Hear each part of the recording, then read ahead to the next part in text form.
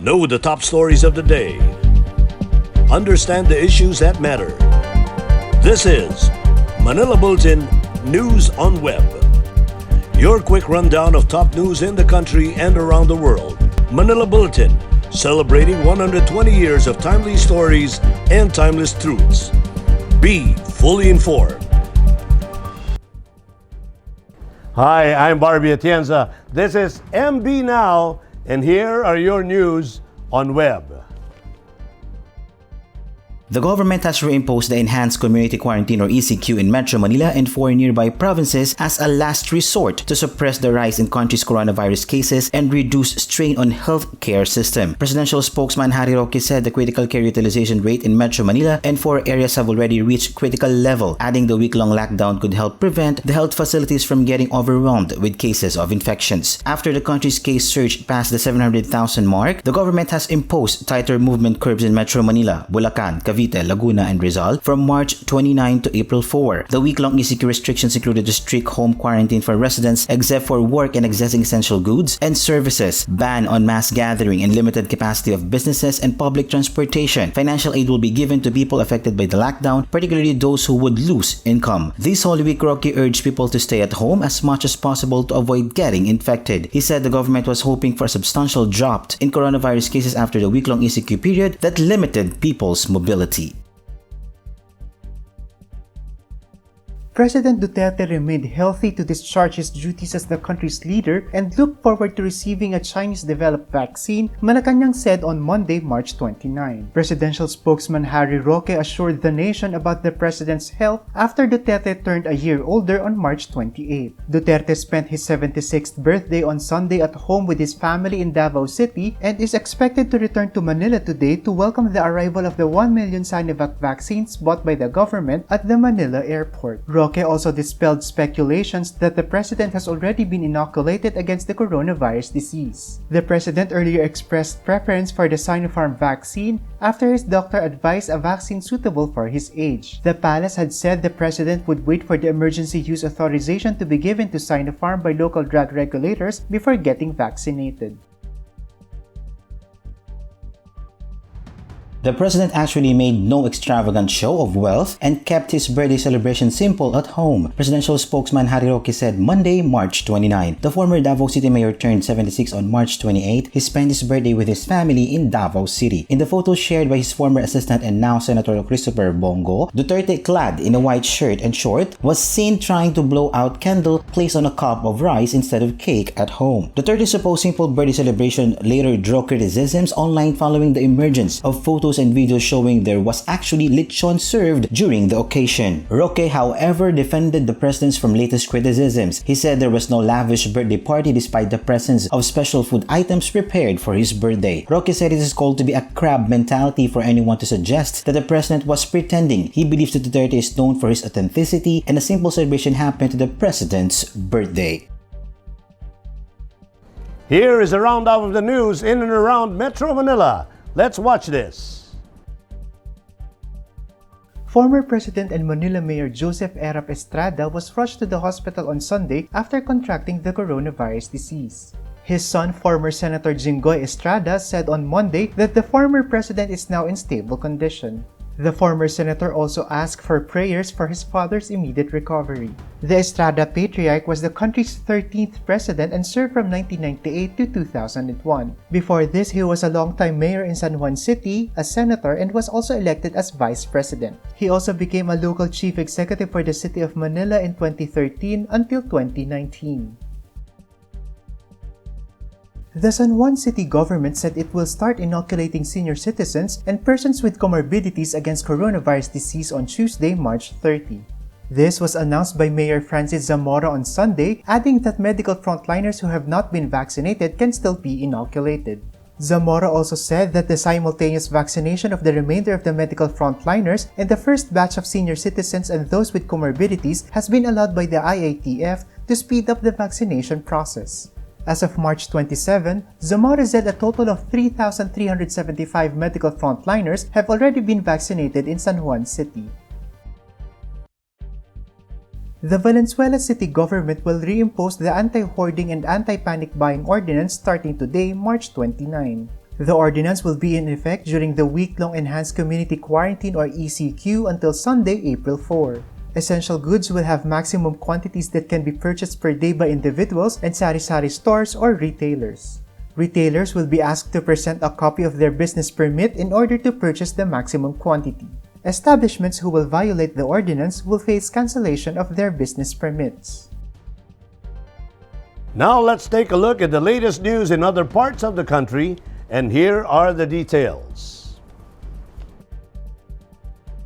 The city government of San Fernando in Pampanga canceled its Maleldo or the reenactment of Christ's Passion activities, a Lenten tradition highlighted by self-flagellation and actual nailing on the cross of devotees for the second consecutive year.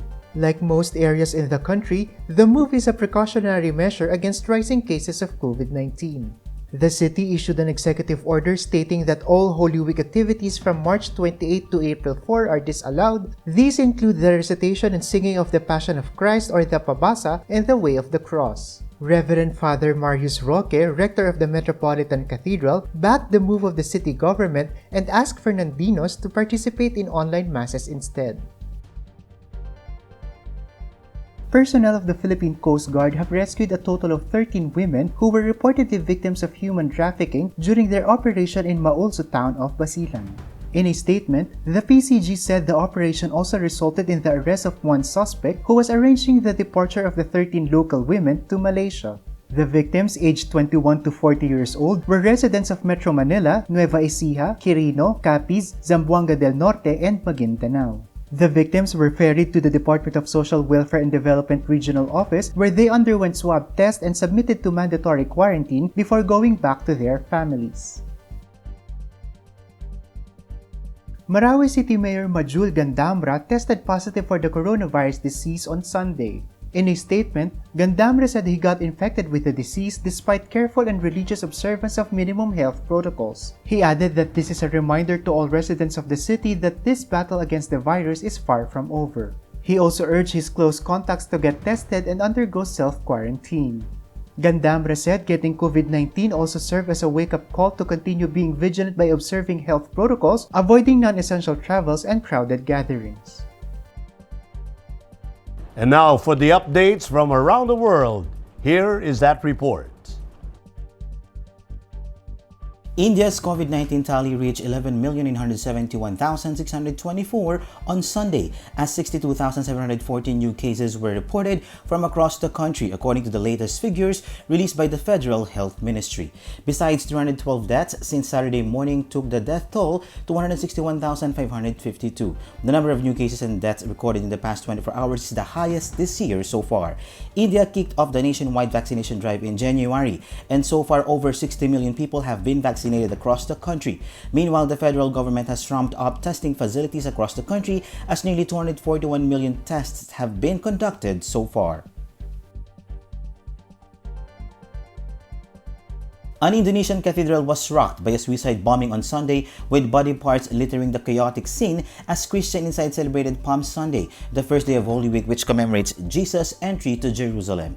The powerful blast at the church in Makassar City in Sulawesi Island happened around 10:30 a.m. and left at least 14 church officials and congregations injured by debris, police said. Earlier, local police had said at least one bomber died at the scene. They have not confirmed if both attackers were killed. Police said the church security guard tried to prevent the motorbike from entering the compound when the blast occurred. Churches have been targeted in the past by extremists in Indonesia, the world's biggest Muslim majority nation. Cast members staged a free performance of Romeo and Juliet in a vacant shop window on Upper West Side Street in Manhattan, New York. The production by the Love Show Theater Company is part of a run of performances using a vacant shop window as an answer to the limitations faced by performers following the shutdown of theater venues during the COVID-19 pandemic. They are grateful that despite the limitations, the audience showed them full support, and the reception is said to be incomparable. They can't wait to perform on a bigger stage as soon as pandemic is over and the situation get back to normal. And the latest in showbiz, let's watch this. Miss Grand Philippines Samantha Bernardo won first runner-up at the Miss Grand International 2020 held in Bangkok, Thailand on Saturday, March 27. Miss Grand United States of America Evelyn Abina Apia was crowned Miss Grand International 2020. During the final question and answer, the final three candidates were asked who would they choose to give the last dose of anti-COVID-19 vaccine between a 15-year-old and a senior citizen. Samantha answered saying that her heart goes to the senior citizen as her mom is turning into a senior citizen soon and that they are the most vulnerable during this time. A 15-year-old has the stamina to fight the COVID-19 and with proper exercise, they can live with it. She ended her answer saying that we can never afford to lose our parents. The Philippines has yet to win at the Miss Grand International pageant.